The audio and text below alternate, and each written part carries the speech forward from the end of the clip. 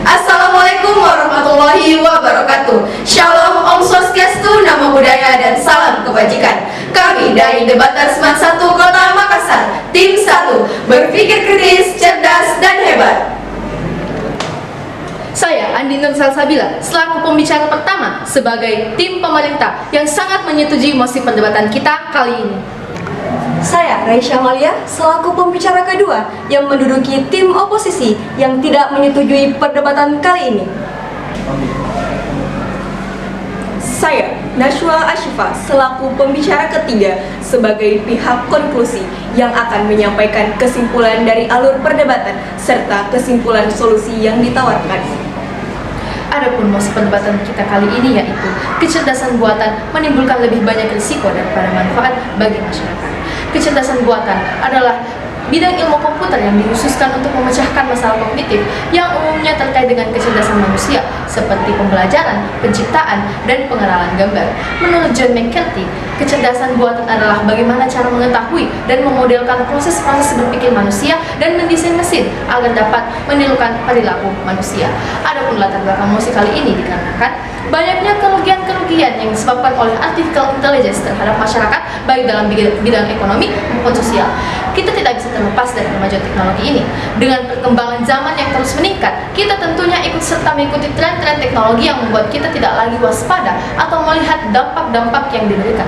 Masuk pada poin argumentasi saya yang sangat menyetujui mosi perdebatan kita kali ini. Yang pertama, kecerdasan buatan yang mandiri atau otonom AI. Kecerdasan buatan yang mandiri merupakan salah satu jenis AI yang dapat mengambil keputusan tanpa adanya campur tangan manusia. Kedua, pengangguran massal. Penggunaan AI dalam proses produksi dan layanan dapat menggantikan pekerjaan manusia, akan menyebabkan pengangguran massal di berbagai bidang atau sektor. Hal inilah yang dapat mengakibatkan disparitas sosial. Yang ketiga, pelanggaran dan privasi. AI mengumpulkan dan menganalisis data secara besar-besaran untuk hasil yang akurat.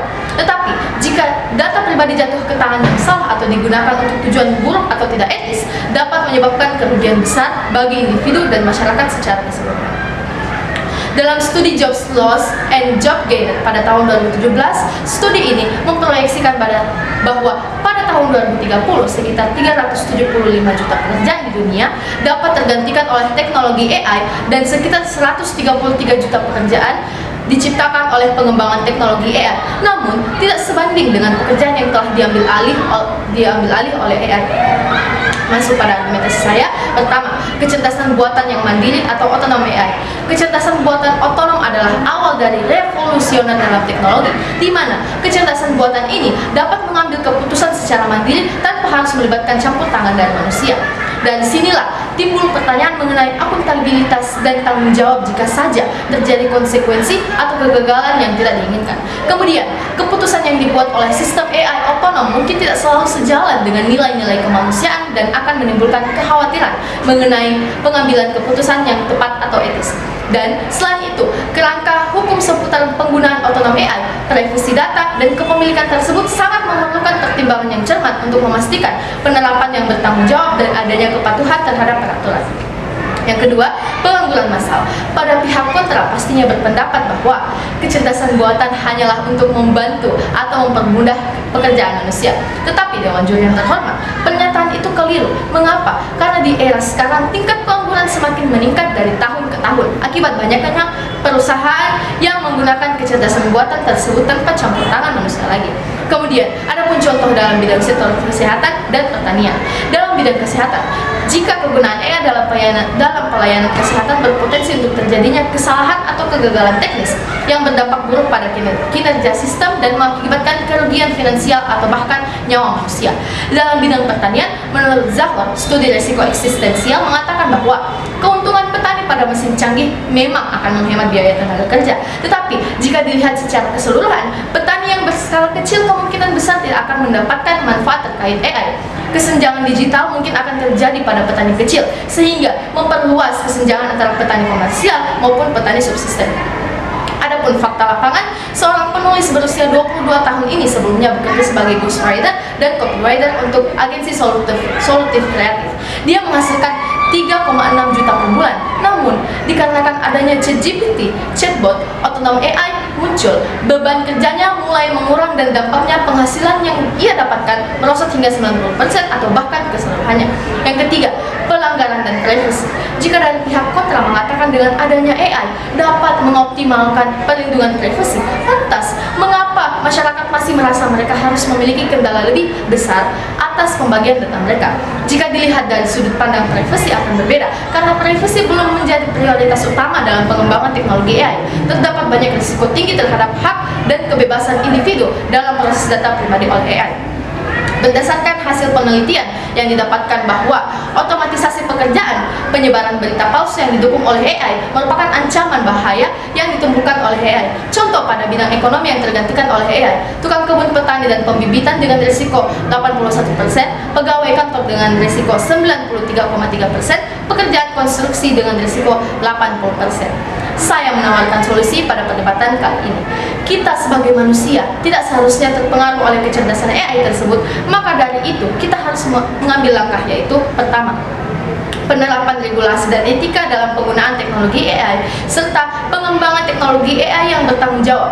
Regulasi dan etika dapat membantu memastikan bahwa teknologi AI digunakan untuk kepentingan masyarakat yang baik dan tidak merugikan. Yang kedua, masyarakat perlu memperhatikan aspek sosial dan kemanusiaan dalam mengembangkan dan menggunakan AI untuk memastikan bahwa penggunaannya tidak merugikan manusia. Yang ketiga, masyarakat perlu lebih memahami potensi dan risiko dari teknologi AI dan memperhatikan aspek keamanan dan privasi dalam penggunaan teknologi AI serta memperkuat literasi digital dan kemampuan adaptasi agar terhindar dari dampak buruk yang mungkin berjangka panjang.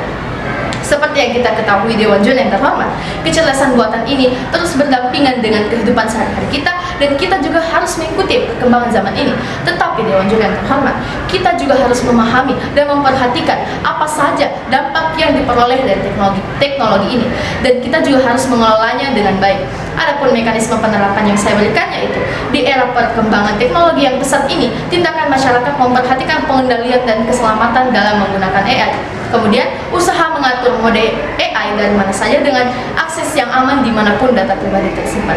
Sekian, terima kasih. Kecerdasan buatan atau biasa disebut artificial intelligence. Kecerdasan buatan yang dimaksud adalah mesin seperti komputer, smartphone, aplikasi perangkat lunak, dan lain sebagainya. Di mana kecerdasan yang ditampilkan tentunya sangat berbeda dengan kecerdasan manusia. Kecerdasan buatan ini diciptakan sebagai alat untuk membantu manusia dalam rutinitas sehari-hari. Kita tidak bisa terlepas dari namanya teknologi.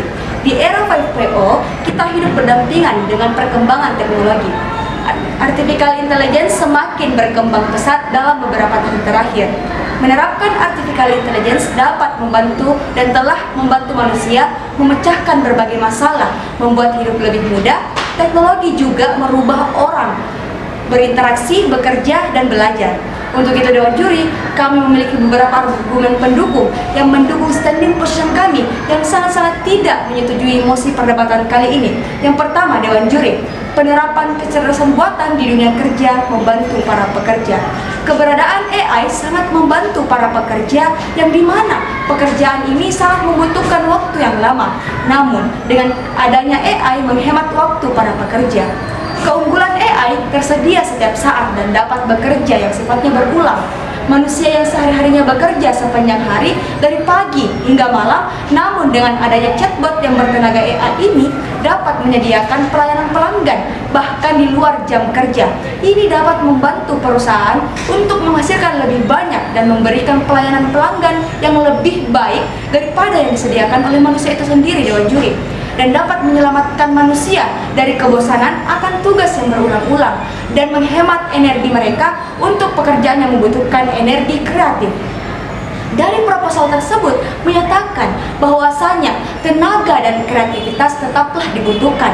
Kecerdasan buatan diciptakan untuk membantu dan mempermudah kegiatan manusia, bukan menggantikan peran manusia. Seperti proposal yang dibawakan oleh tim pro yang sangat mengamin-aminkan bahwasanya dengan adanya teknologi bertenaga AI akan menimbulkan menekan pengangguran. Fakta di lapangan Dewan Juri, penerapan AI ini di sektor pertanian membantu para petani untuk menanam hingga membayar sawahnya yang dulunya menggunakan tenaga manusia dan tentunya membutuhkan waktu yang lama. Dengan adanya AI seperti traktor lebih efisien dan efektif bagi para petani, tentunya pendapatan akan meningkat. Adapun di layanan kesehatan, AI telah digunakan dalam bidang kesehatan untuk meningkatkan kualitas pelayanan kesehatan. Dengan adanya AI memudahkan para dokter untuk mendiagnosis pasien yang dimana adanya kemungkinan terjadi kejadian klinis tertentu. Jika dari kubu pro sangat mengkhawatirkan dengan adanya kecanggihan AI akan merenggut pekerjaan manusia dan membuat risiko pengangguran. Dari kubu kontra menawarkan solusi yang solutif Dewan Juri yang terhormat. Pertama, pelajari keterampilan baru yang dibutuhkan di masa depan.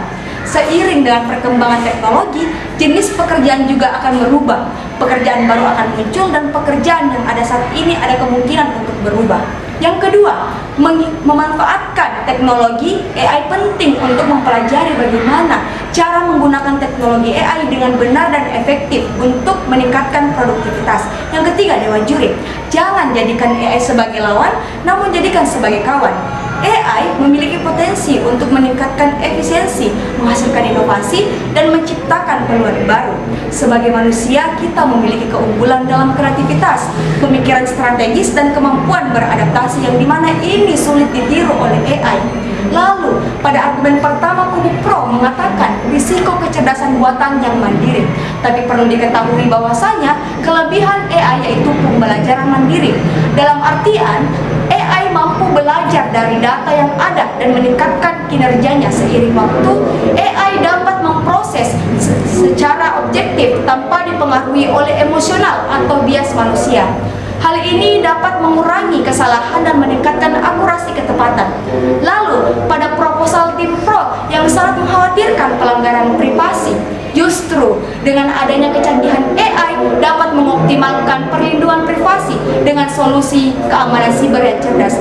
Dengan adanya fitur bertenaga AI dapat melindungi data-data privasi pengguna dengan cara Dewan Juri yang terhormat. Pertama, memasuki fitur kontrol data. Yang kedua, kebersihan data yang baik. Dan yang ketiga, berikan kontrol kepada pengguna harus mengetahui kapan data mereka digunakan. Sekian, terima kasih.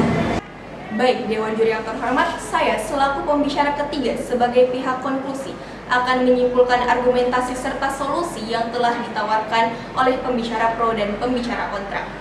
Adapun kesimpulan dari argumentasi yang telah disampaikan oleh pembicara pro, yang pertama, teknologi AI merupakan kecerdasan buatan yang mandiri atau otonom AI, yang dimana hal ini akan menimbulkan pertanyaan terkait akuntabilitas dan tanggung jawab jika terjadi konsekuensi atau hal-hal yang tidak diinginkan. Kemudian yang kedua, Dewan Juri yang terhormat, teknologi AI dapat menyebabkan pengangguran massal. Dan yang ketiga, teknologi AI juga dapat menimbulkan pelanggaran privasi. Adapun kesimpulan dari solusi yang telah ditawarkan oleh sisi pro, yaitu dengan menerapkan regulasi dan etika dalam penerapan teknologi AI, serta masyarakat juga perlu lebih memahami potensi dan resiko dari teknologi AI agar tidak merugikan manusia lain. Selanjutnya, adapun kesimpulan dari argumentasi dari sisi kontra, yaitu penerapan kecerdasan buatan di dunia kerja dapat membantu para pekerja karena keunggulan AI yang dapat bekerja secara berulang dan tersedia setiap saat, sehingga orang-orang yang bekerja dari pagi hingga malam kini dapat terbantu dengan adanya chatbot yang bertenaga AI. Selanjutnya kesimpulan dari solusi dan mekanisme yang ditawarkan oleh sisi kontra. Yang pertama, dengan mempelajari keterampilan baru yang kiranya akan dibutuhkan di masa depan. Dan yang kedua, dengan memanfaatkan teknologi AI sebaik mungkin. Dan yang ketiga, dengan menjadikan AI sebagai kawan, jangan menjadikan AI sebagai lawan. Dengan cara kita sebagai manusia harus memiliki keunggulan dalam kreativitas, berpikir strategis, dan kemampuan beradaptasi yang dimana hal ini tentunya sulit ditiru oleh AI.